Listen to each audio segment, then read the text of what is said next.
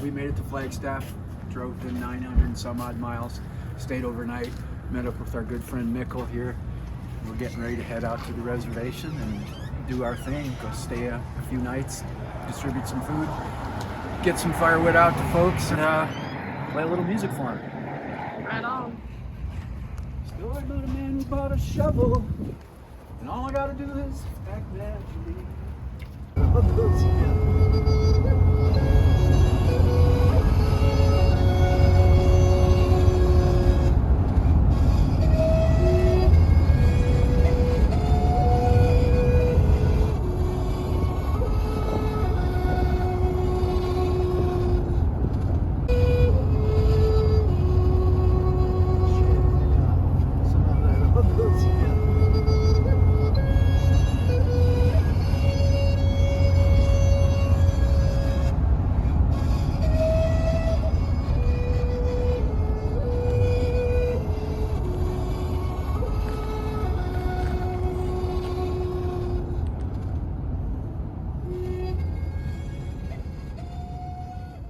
Listen to the quietest in the room. She who is not speaking may be listening. Listen to the quietest in the room. So back in I'm going to say 72, there's a bus that showed up at Big Mountain. And it was a group of farmers that were migrating from New Mexico, possibly Texas, to California. And they had heard about this struggle in Big Mountain. And the bus had like stovepipes sticking out of it and came off these young folks. They looked like a younger version of Bear. These men they were just hairy. And back then, our elders, who are now probably twirling and dancing to Jerry Garcia, having a party with Jerry Garcia, had never seen anything like this before. So these people came off the bus and they rolled out their kitchen, and it was amazing. The food that they served was completely organic. They grew it. It was no preservative, no sugar, nothing in it. And they cooked for the elders, and the elders were so amazed with it. They couldn't show their thankfulness. They just all giggled, and hid their face, and they kind of nudged each other. And back then, Roberta Blackwood was maybe in her 40s. Catherine was probably in her 40s also. They were all very young. And these white people on the bus stayed for a while, and they did gardening work. They made root cellars. They did outhouses and stuff like that. And in a while, they decided to take them on tour. So first it was just a sightseeing tour. So they went up through Utah. And in Utah, they were rejected because they were, the white people with a lot of hair, and there's these traditional elders coming out of the bus. It was scary, I'm sure, to the Mormons. And then on they went into Wyoming. And Wyoming, they pulled over to sightsee. I can't remember what town it was in, and they were run out.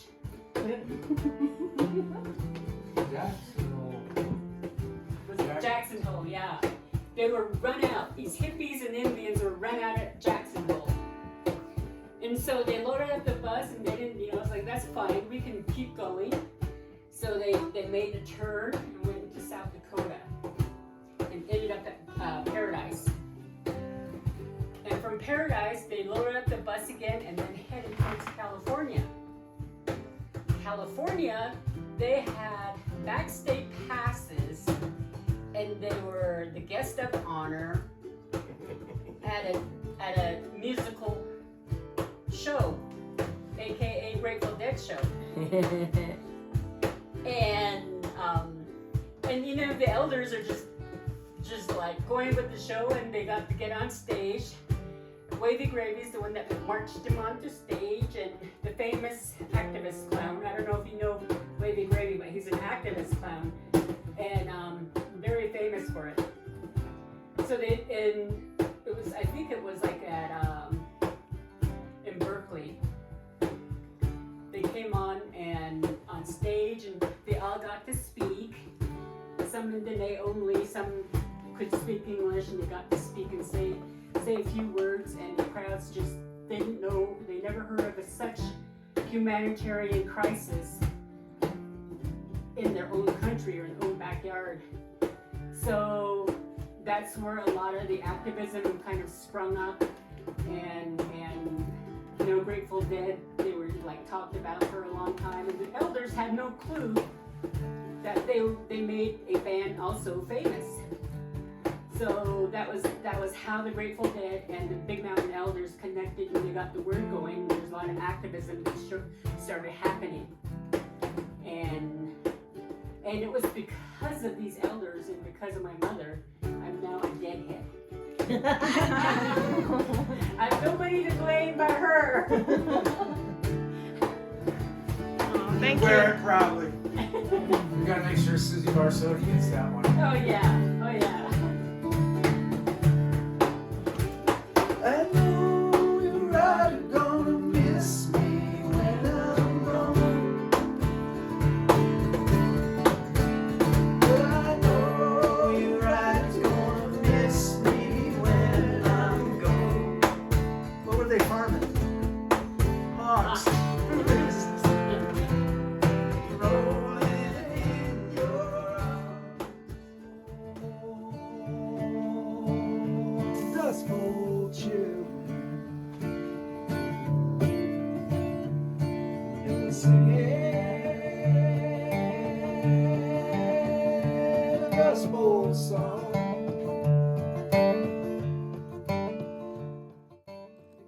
Good morning, all of you Beauty Way Tour people. I know it's so good, huh? Where's the coffee? And here's the beginning of our food boxes. There's a lot of stuff to sort. You know what I do miss is the morning circles at Tim's place. Tim was the best for that.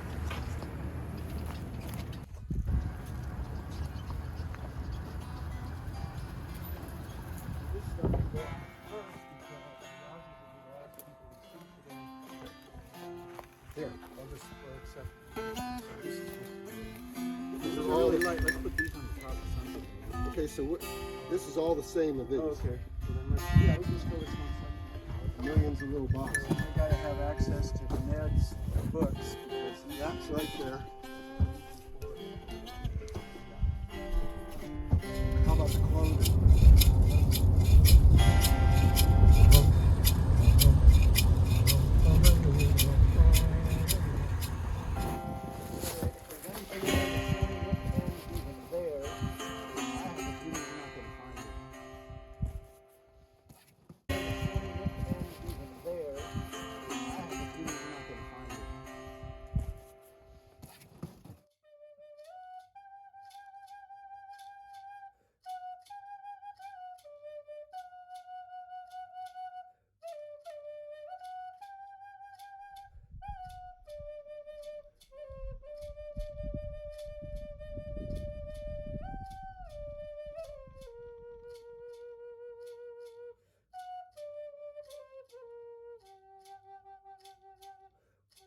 Any words of wisdom? Good morning. Good morning. Not that, but Put your warm socks on. It's cold. Cold, cold. cold. But we have blazing fire.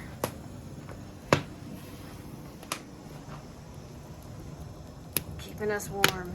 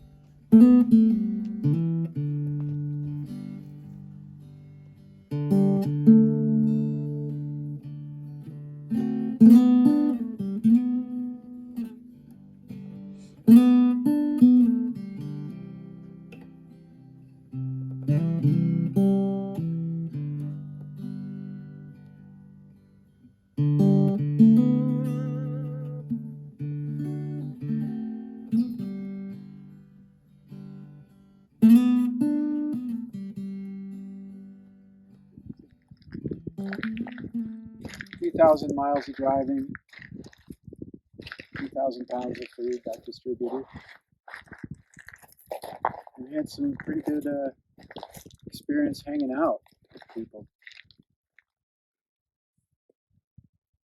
I'm thinking about Marie talking about the 4 directions community empowerment decision-making model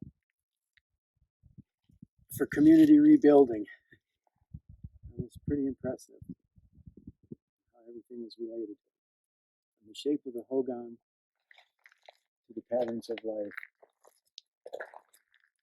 How that would all be woven into a decision-making process to rebuild Native communities and communities in general.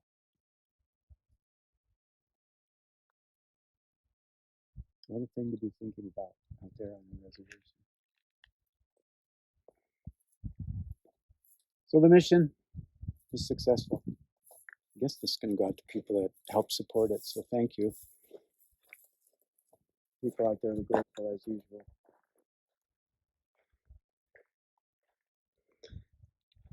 And that's a wrap.